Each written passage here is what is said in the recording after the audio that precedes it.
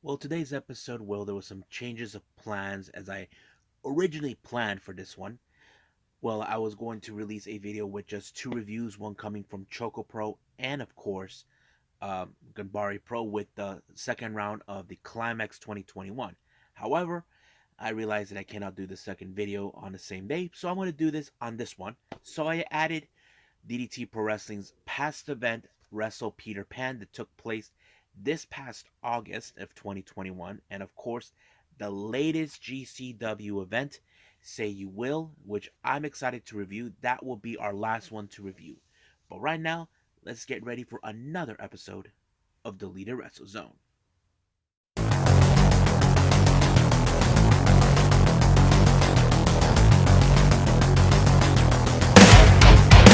Are you ready? Get up, get up! Get up, get up! Get up, get up! Get up, get up! Get up, get up! Get up, get up!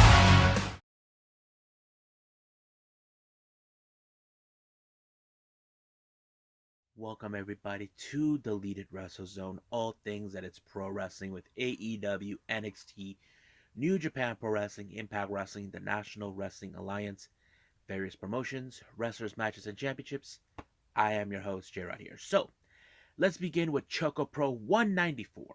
Now, this was a very special episode because normally we never seen promotions or shows that pay tribute to fans or supporters of the respective shows and promotions.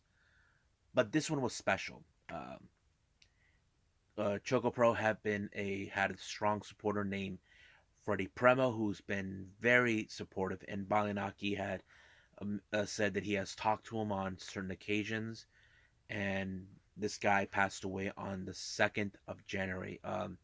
No specifics on his death, which they did not mention, but however, they were saddened about his passing, and they were notified by another person that knows them and said that what really happened, and they were really saddened.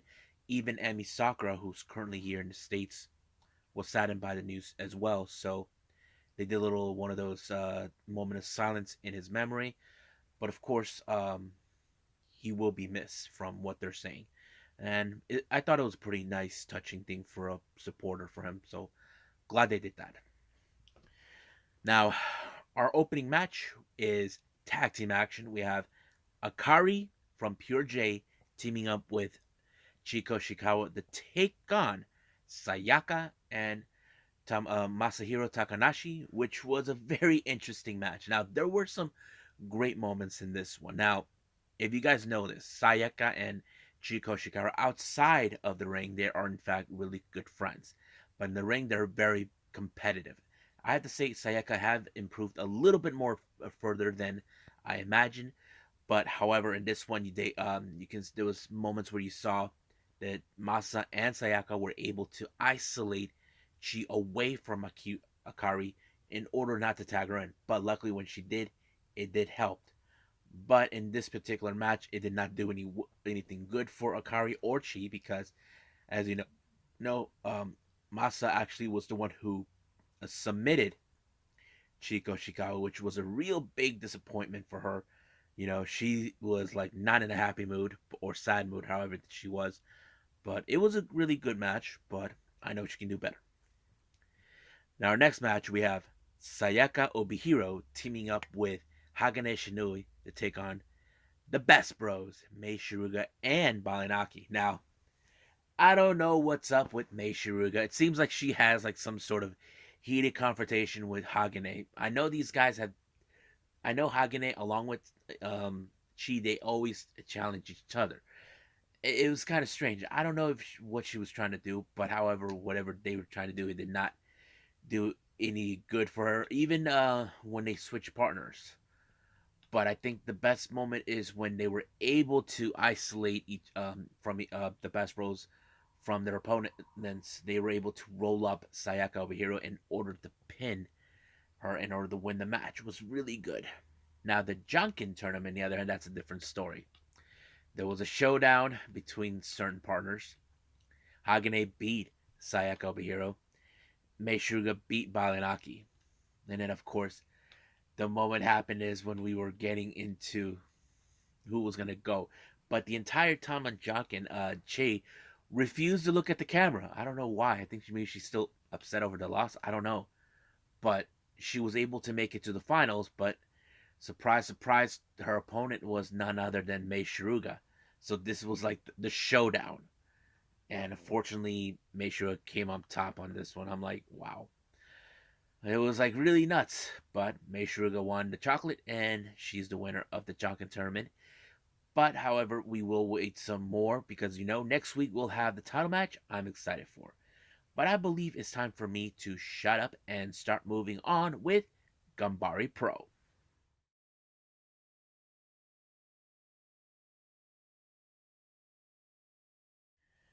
Okay, so right now we're in Ganbare Pro with Climax 2021 in the second rounds. This took place on the 11th of November of 2021 in Shinkiba First Ring, which is one of the most uh, well-known, recognized venues all over Tokyo. One of you may have seen many promotions do their shows there too. So anyway, they had four distinctive matches in the second rounds. They divide them in half, so we had two in the beginning, two in the end. But in the middle, we had a series of three matches, tag teams, single competition, however it was gonna be. But right now, let's go from start to finish on this one. First match, as I mentioned, the second rounds of the Climax 2021, we have Ken Oka versus Tetsuhito Kuroda. I thought this one was going to go directly to Ken Oka because he's like the fan favorite, and not to mention he should be the one winning, but nope. It was a pretty good match until Tetsuhito Kuroda took a very interesting pin on Ken Oka to allow him to win in the advancement, and I thought it was nice. Next up, we got Mizuki Watase taking on Tatsuhito Takaiwa. Now, this one, I was surprised that Mizuki attacked um, Tatsuhito right away. Once he stepped in the ring, I think he wanted to win so desperately this particular match. I just did not expect it from him, but it did happen. But however, he was completely knocked out by Takawa as soon as he put him away and allowing himself to win in advance in the next round. Now our next match is tag team action. We have Yuri and Yuna Manaze facing off against Arukaze and Moa Horumi. As you know, these ladies have come across each other many times over.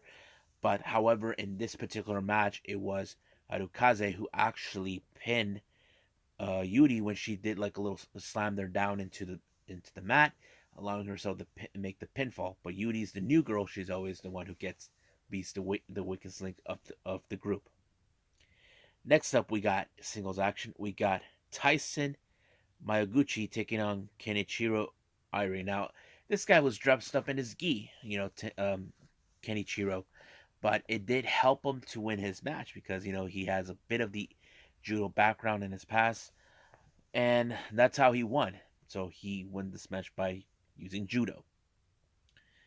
Next up, we got tag team action. We got Nobuhiro Shimatani and Kosuke Ishii taking on Shota and Sama Tokawa, formerly of Damnation. Well, Damnation already broke up, but that's another review for another time.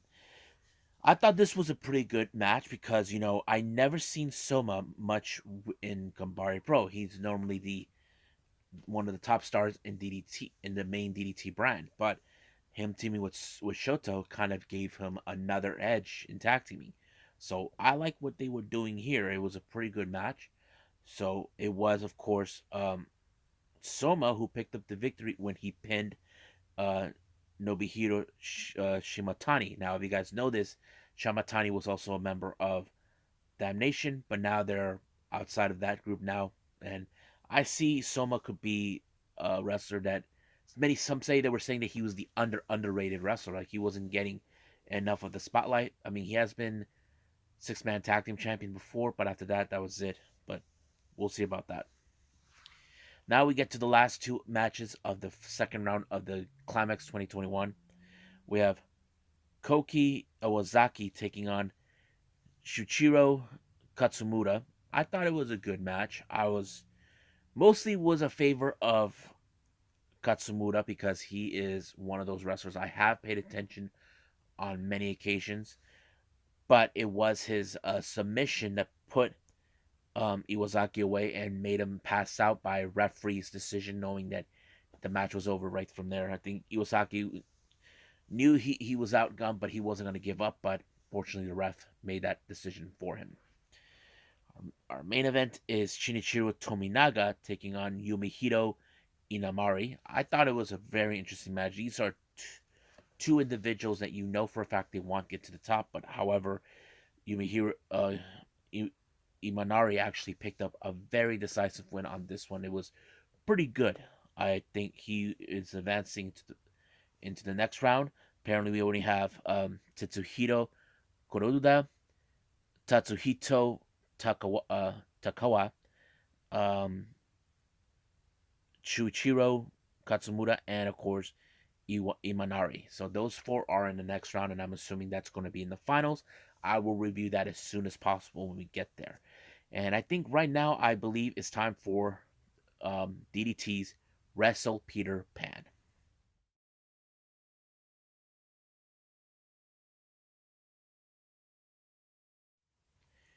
Okay, so we got DDT Pro Wrestling wrestled Peter Pan. This took place on the 21st of August of 2021.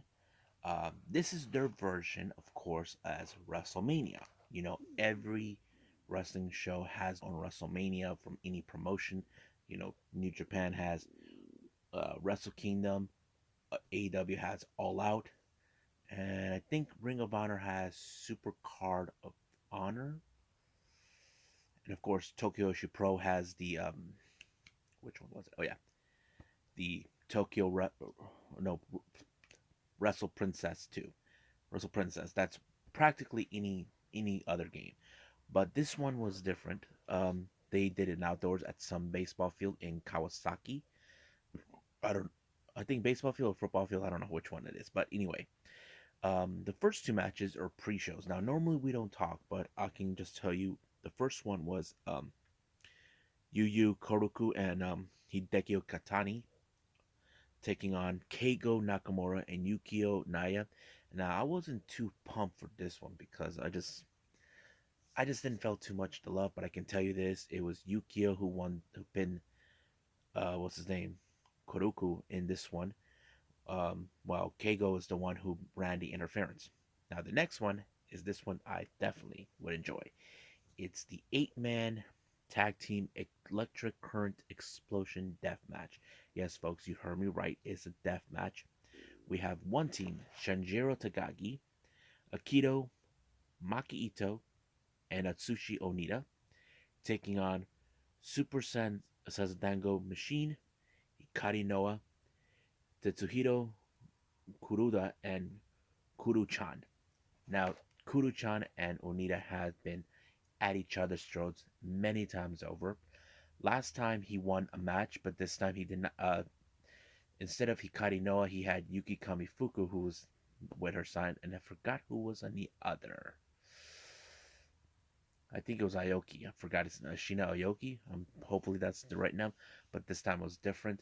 And also on a note here, this was the beginning of what Hikari Noah, who's who was the International Princess Champion. This match introduced her into death matches. Now, I would not be surprised either watching this if she joins Prominence. That would be one heck of a journey for her. But it did introduce her, but however, it was Atsushi Anoki who defeated Kuru-chan by pinning him by using the barbed wire exploding baseball bat and right onto him. And that's how he won the match. Now, our opening match from the main card, we have a 10-man tag team match. First team, we got Illusions, Mizuki Wadaze, Yuki Ino, Tamura, and Yuji Okabayashi taking on El Unicorn, Yusuke Okada, Raimo Iwa, and members of Disaster Box consisting of Naomi, Yoshimura, and Harashima. Now this match was pretty good, but however, the one thing I did not expect is um, Illusion and El Unicorn will be the ones that finish the match. It was Unicorn who actually pinned Illusions to allow themselves to win it. Now I would have assumed it's someone from the roster of DDT that would win it, but nope, not this time. I don't know why. It was kind of weird, but at the same time, very interesting. Next up, we had a double match. Now, there was two rings at the same time. We had Danshuko Dino and Antonio Honda coming out. Their opponents are the members of Disaster Box, Toto Owachi, and the guy who's cocky and who loves to dance, Kazuki Irada. However, the match went quickly under 40 seconds. Basically, um, Danshuko won his match when he defeated Irada. Totowashi did the same thing with Honda. However, the GM, I think his name was Isaya Imabashi, did not like what he saw. So, however, he restarted the match in the same ring just to make sure things don't go well. But it did not end it exactly like he hoped for. It ended in a no contest. But, however, he put on the referee and decided to have the referees join. So this is how it was paired up. We have then Shuko Dino, Kaz, um, Kazuki Irada teaming with the referee Yukinori Matsui versus Antonio Honda, uh, Daisuke Kizo, and Totowashi. Now, this is a very unusual match to have the refs. I don't know if they have been wrestlers at once upon a time. I know we've seen refs who've been wrestlers before. I mean, Aubrey Edwards can confirm that she's done it before, but not been in a main event. My buddy Mike Camden, local wrestler here, talked about this guy who wrestled too, but now he's a referee. I'm trying to remember who else, but oh yeah, and I forgot Io Shirai's sister, who was a wrestler, but now she's a ref. But I don't know about these two guys if they ever wrestled. That's the thing. But however, it was Kizo who actually pinned Matsui real quick when he rolled him up. So I thought it was pretty fun, but it was very interesting. Yeah. Our next match, hardcore tag team action. We have 37 Kamina, consisting of Mao and Shun Katsimata taking on Chris Brooks and Jun Kasai. Now, you all know Jun Kasai is really crazy when it comes to hardcore matches or death matches. That's exactly what he did. So I was surprised when they did like a double Michinoku driver or something on top of both men when they were laying on top of Legos. But it did allow them to win the match that way. So Brooks and June are the winners on this one. Next up is the KOD six-man tag team championships. We have the challengers Eruption, Saki Akia, Yukio Sakaguchi, and Kazusada Iguchi taking on the members of Damnation, consistent of Sam, Nosoma, Takoa, Takoi, Yuji Ino, and Tetsuya Endo. Now, this was a very unusual time because the thing is, Sakiaki is the only woman in this match. Now, the other members of Damnation don't think this is proper for a woman to be in this match, but Sakiakia has proven time and time again that she can hang with the men, and that's exactly what happened. Even in the end, where she had to go toe to toe with Yuji Ino, but Yuji Ino pinned her and allowed themselves to be in the match, and he did a little small promo. I think he complimented her that she had guts, and I would agree. No one would step up the plate, but she does it anyway. Our next match is the DDT Universal Title, Universal Championship between Daisuke Sasaki, the leader. Well, should I say he was not the leader at the time, but now he is the lead of Damnation, taking on Yuki Ino of uh, 37 Kamina. He actually been tormenting him for months. He even took his title. Basically, it took it because he claims it will rightfully belong to him. And that's exactly what he was trying to do. But he spent the entire time beating him. Even Mad Paulie helped him out. So basically, it kind of went into his favor. However, it, all the damage that Daisuke Sasaki did to Yuki Ino was already far gone, and it did allow for Sasaki to gain this title.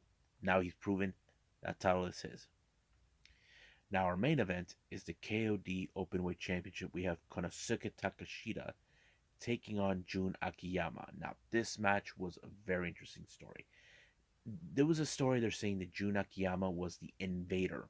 Now, for those who don't understand what that means, it means Jun Akiyama originally came from All Japan Pro Wrestling. He invaded their turf, and they looked at Konosuke Takeshita as the hope of DDT. And that's exactly what this story was about. You look at the invader versus the hope. And that tells a beautiful story. No matter how hard Jun Akiyama, who's a veteran in pro wrestling in Japan, takes on a guy who brings the hope out of everybody. And that's exactly what he did until he finally was able to pin Jun Akiyama and win this title and bring hope again in DDT. However, it didn't end there. His old pal Chris Brooks comes out, and I think he requested a shot of the title, and of course Takeshi's not gonna back down. What did I thought about the show? I think it was pretty good. I liked it. The main event, that one pre-show I did like, but it was good. It was solid. So I think I'll leave it as that. But I believe right now we should review our last show, which is of course by GCW. Say You Will.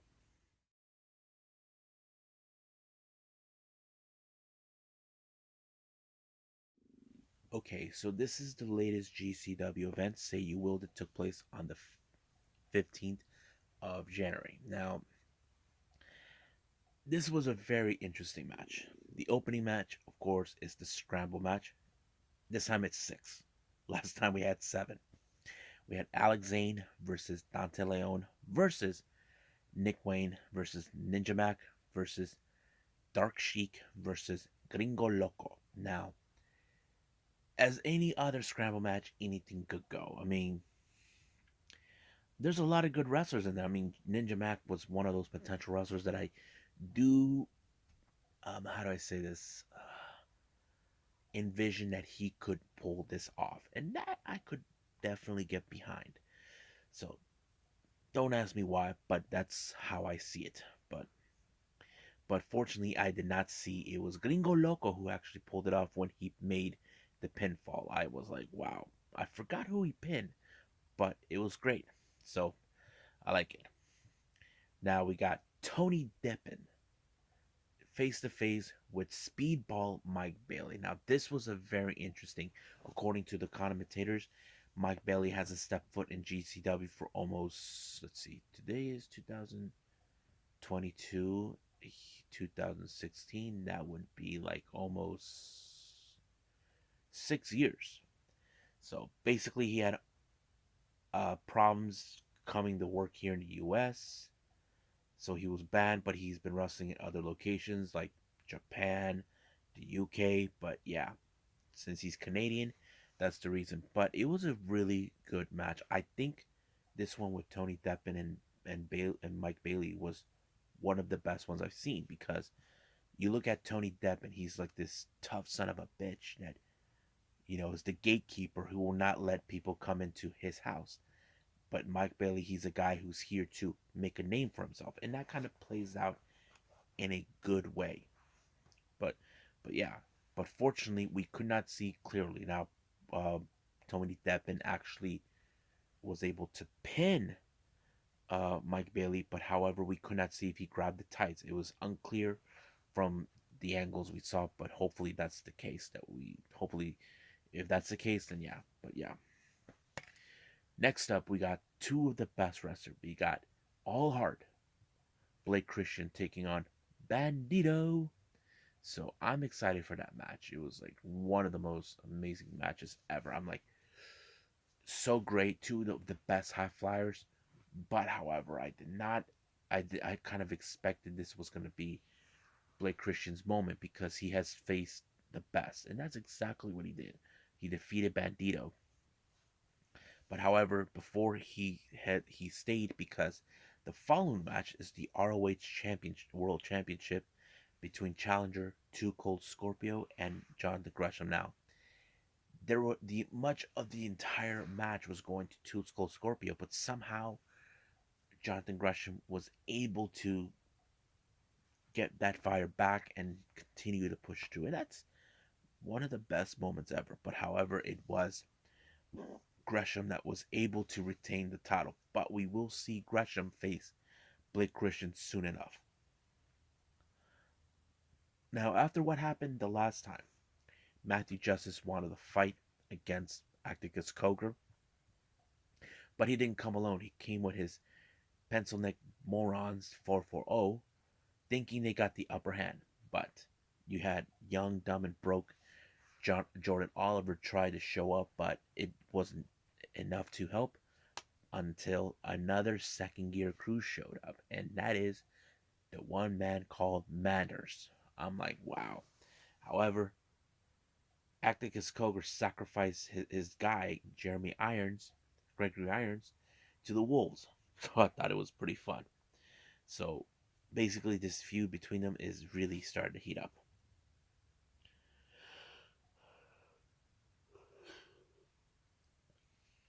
Excuse me. Now, our next match is Matt Cardona along with Chelsea Green taking on the man, the myth, the legend, Ricky Morton. Matt Cardona wants to retire. He thinks that he's done. He's done everything in the wrestling business. But here's the thing: Ricky Morton will not back down. He does not tolerate Matt Cardona coming to the GCW and disrespect everyone. He has he's good friends with Joey Janela, and that's the reason that he's there. And he somehow pulled the biggest upset in his career on Matt Cardona. However, when he gave out his promo, he thought they could marry the hatchet, but no. Chelsea Green decided to low blow Ricky Morton, but luckily for him, Joey Janela showed up and he said he's going to tear him apart. Now, our next match, we have Kylie Ray versus Ali Catch. I thought this match was amazing. You look at Ali Catch, she is like the only female that we've seen so far being in this match, and she always proved she can hang with the best. However, and that's exactly what happened with her and Kylie Ray. It just showed Ali Catch is here to stay. But however, as soon as she was able to defeat Kylie Ray, she put out a promo that she faced women like Thunder Rosa. Um, but now she wants Ruby Soho, saying that this is her house, that she's not gonna tolerate invaders. But there was one invader who showed up, and that, of course, is Jeff Jarrett. I'm like not happy about that, but it kind of put in its own way. He whacked her with the guitar, and that's pretty much it. What happened? Now our main event, excuse me, is the GCW World Tag Team Titles between the Rejects, Reed Bentley, and John Wayne Murdoch against the Briscoes.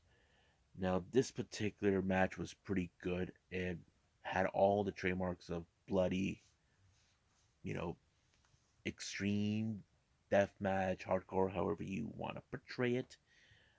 But it did show a lot of character, and that's what I like about this event. But it was good, and the Briscoes were able to retain the titles, and I was like so happy with that because I think that's what we need to see, them retain the titles, because we could see bigger things coming. Now, however, there was another match they put in, but that was on YouTube. I did not have the chance to see it. I will review that soon enough. But I think that's pretty much it what we got. So I think it's time to call it a day. Okay, so hopefully you guys enjoyed me reviewing these. Coming up, I got 2 days of Dragon Gate from this past late from July 31st and August 1st for the Kobe Pro Wrestling Festival, which of course day 2 features the final time we see Speedstar himself, Masato Yoshino, who officially retired from that time. And of course, we're going to review the long awaiting promotion by Jonathan Gresham and Baron Black, Terminus, the modern age grappling. And then, of course, we got another event, a self produced event by none other than the female faction known as Prominent, who are involved in death matches in hardcore. I can't wait to review this. And then of course we got AEW Dark Elevation, and then possibly I will throw in the dark match that they had in tribute of from GCW's fallen comrades. I forgot his name. And then I think that'll be it. So for now, I'll see you guys in the next DWZ time. Same DWZ channel. I must bid all of you adieu. So, goodbye. And have a nice day.